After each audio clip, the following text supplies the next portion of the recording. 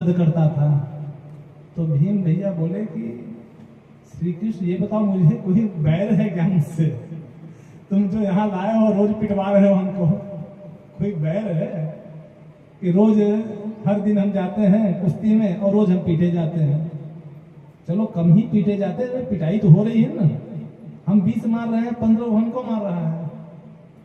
तो श्री कृष्ण भगवान बोले कि भीम भैया आप देखते कहाँ हो?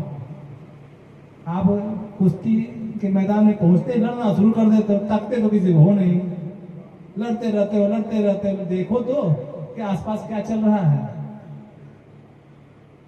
तो बोले ठीक है। अगले दिन 28वें दिन जब युद्ध के लिए गए, मल्ल युद्ध के लिए, कुश्ती युद्ध के लिए, अब कुश्ती शुरू हुई। कृष्ण भगवान की तरफ भीम देखे तो भीम कृष्ण भगवान ने एक तिनका को ऐसे फाड़ा। अब इतना जल्दी थी। देखिए क्या होता है, कोई भी चीज जल्दीबाजी नहीं करनी चाहिए। जब बड़े बुजुर्ग आपके सलाहकार कुछ आपको ज्ञान दे रहे हैं, सलाह दे रहे हैं, तो धीरज पूर्वक सुनिए, धीरज पूर्वक सुनिए या देखिए। ये एक मैसेज है इस कथा का। अब वो तिनका तोड़े ही थे, फाड़े ही थे,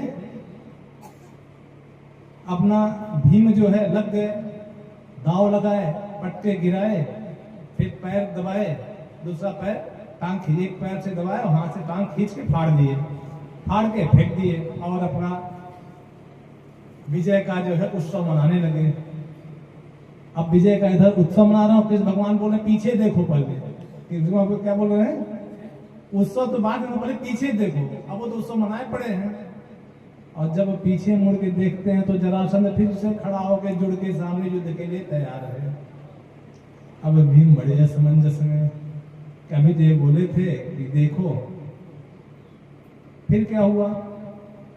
चलो चूंकि युद्धभूमि में मल्ल युद्ध के लिए वहां पे खड़े ही हुए थे, फिर से जो है मल्ल युद्ध शुरू हुआ, कुश्ती का युद्ध शुरू हुआ। इस बार जो है धीरज रख, कृष्ण भगवान बोला धीरज रखो। इस बार जब युद्ध करते समय भीम ने देखा तो कृष्ण भगवान ने तिनका को ऐसे फाड़ा और उल्टे दिशा में फेंक दिया। कृष्ण भीम ने भी वही दाव चला, फिर से पैर को एक पैर से दबाया, हाथ को ऊपर करके उसको फाड़ करके और उल्टे दिशा में फेंक दिया। और इस तरह से जरासंध का वध होता है। अब जरासंध में ये गुण क्यों था? ऐसा नहीं है, जो भी कथा में लिखा गया है। आप सोचिए कि पहले कितने लोग ज्ञानी हुआ करते थे। आज भी लड़के विकलांग पैदा होते हैं, जुड़े हुए लड़के पैदा हुए होते हैं, अंग भंग